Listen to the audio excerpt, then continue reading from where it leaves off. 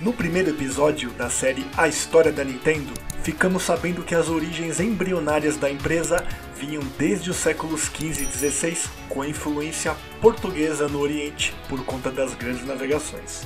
E pasmem, pois até a Companhia de Jesus dos missionários jesuítas também estava envolvida nisso tudo.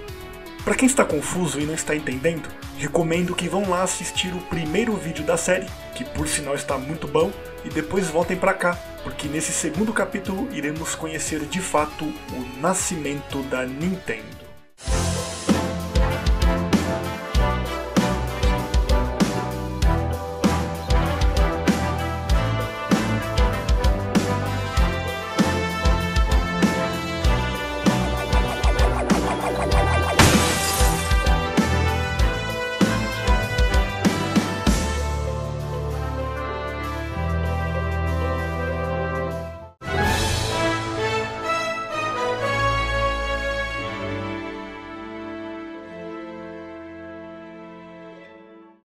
Com a vinda do baralho português Hombre, os jogos de cartas foram se popularizando cada vez mais.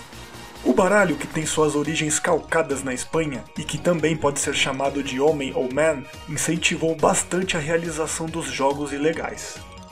E tangente a tudo isso, muitos empreendimentos obscuros começaram a surgir em torno dos cassinos japoneses, como o meretrício e as drogas, fora o aumento da criminalidade nas regiões em que esses cassinos residiam.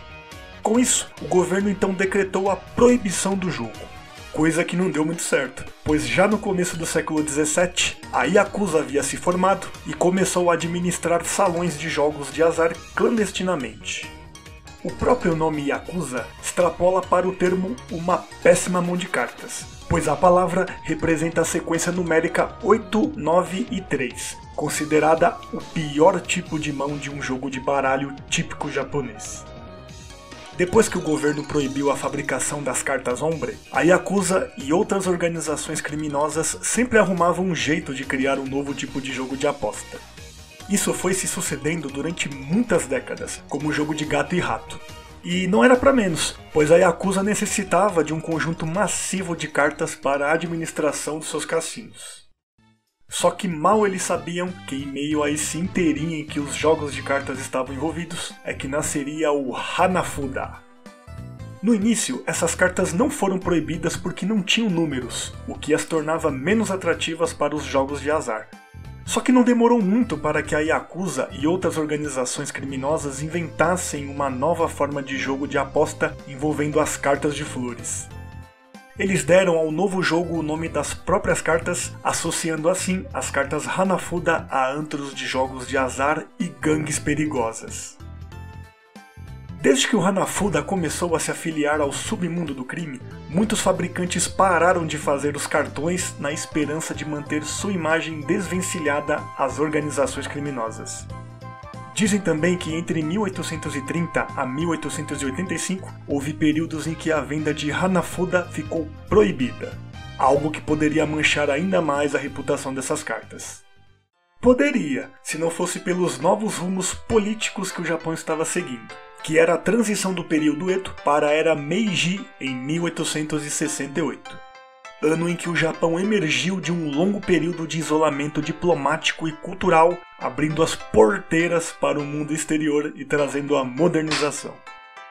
Na verdade, alguns historiadores costumam se referir a essa época como a restauração Meiji, uma vez que durante esse período a vida e os costumes no Japão evoluíram consideravelmente.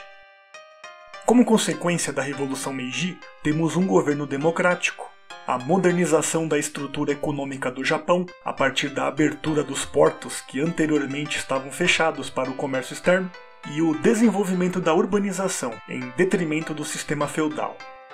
Esse processo de renovação foi fundamental para o desenvolvimento da ocidentalização do Japão, considerado atualmente uma das maiores potências imperialistas do mundo. Inclusive, a própria população japonesa havia fomentado para que isso acontecesse, pois cientes do atraso econômico, militar, político, técnico e tecnológico acumulado em relação aos ocidentais devido a quase 3 séculos de autarquia, os japoneses tinham apenas uma ideia na cabeça: alcançar e ultrapassar esses, entre aspas, invasores do Ocidente. Por isso, com o tempo, foi ocorrendo inúmeras mudanças, por vezes radicais, em todas as áreas do Japão, incluindo as atividades de lazer, em que era muito comum produtos dos Estados Unidos e da Europa serem importados, analisados, copiados e muitas vezes até melhorados. A unidade política do país durante a Era Meiji permitiu a centralização da administração pública e a intervenção do Estado na economia.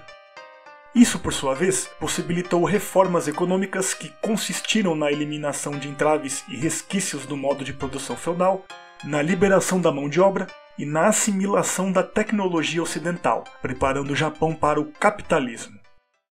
Esses novos rumos políticos que o Japão estava seguindo, de certa forma trouxe algo de muito positivo para os japoneses que eram viciadaços em jogos de azar, que foi a suspensão das leis de restrições dos jogos de apostas em 1885. E isso, meus caros padawans, significava uma coisa: a legalização das cartas Hanafuda. Pois é, elas estavam de volta e com força total, para a alegria dos japas, dos gangsters e principalmente para a alegria de um sujeito chamado Fusajiro Yamauchi, o fundador da Nintendo. Ele foi um empreendedor que realmente soube aproveitar como poucos as oportunidades de negócios na chamada Era Meiji. Fusajiro Yamauchi originalmente dirigia uma empresa chamada Raiko, que era uma fornecedora de cimento em Kyoto. Seu verdadeiro nome era Fusajiro Fukui, mas ele foi adotado em 1872, aos 13 anos, por seu chefe Naoshishi Yamauchi.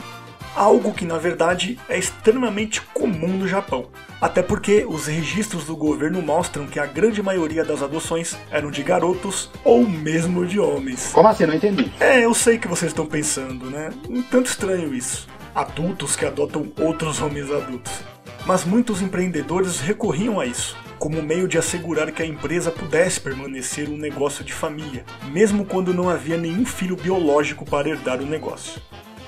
E foi o que aconteceu com Fusajiro, que herdou do seu pai não só o nome Yamauchi, nome que hoje em dia é bem famoso, como também o comando da companhia do mesmo.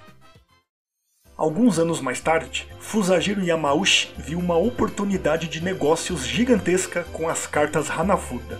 Pois ao mesmo tempo que de um lado as velhas restrições ao jogo de cartas foram suspensas devido à ocidentalização que o país passava no final do século XIX, do outro lado, algumas indústrias de Hanafuda não estavam mais querendo trabalhar com as cartas devido à associação com as gangues.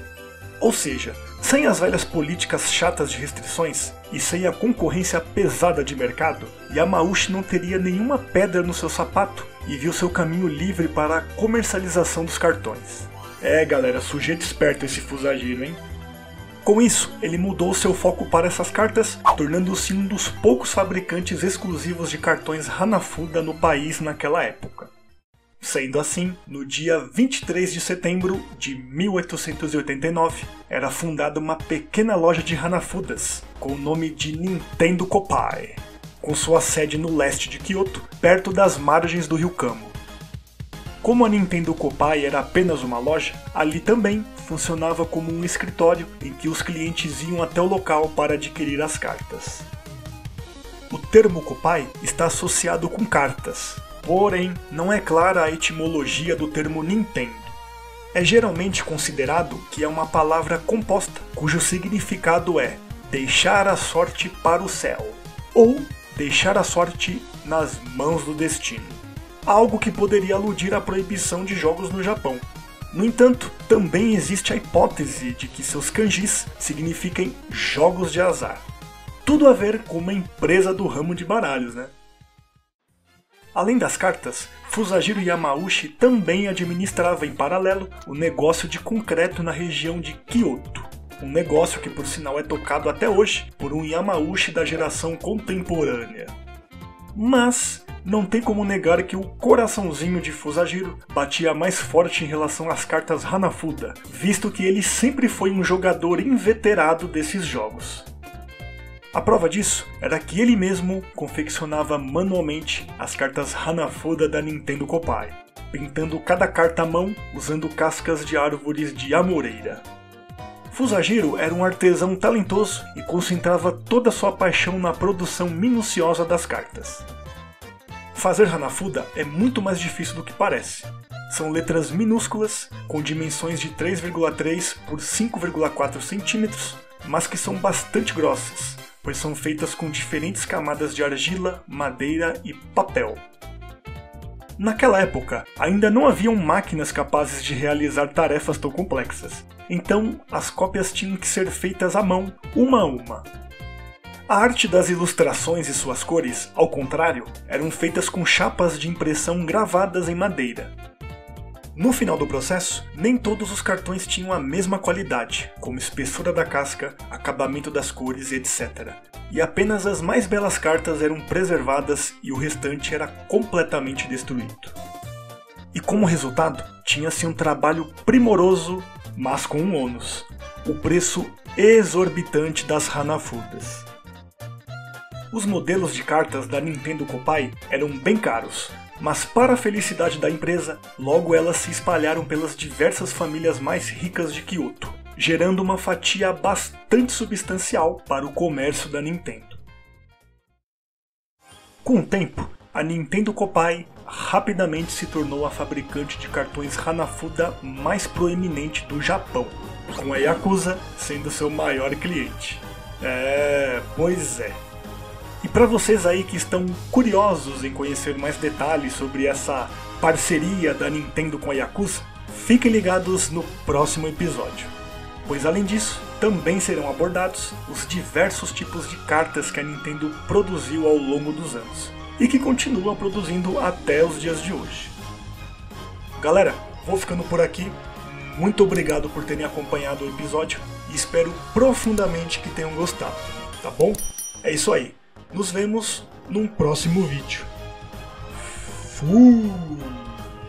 Valeu!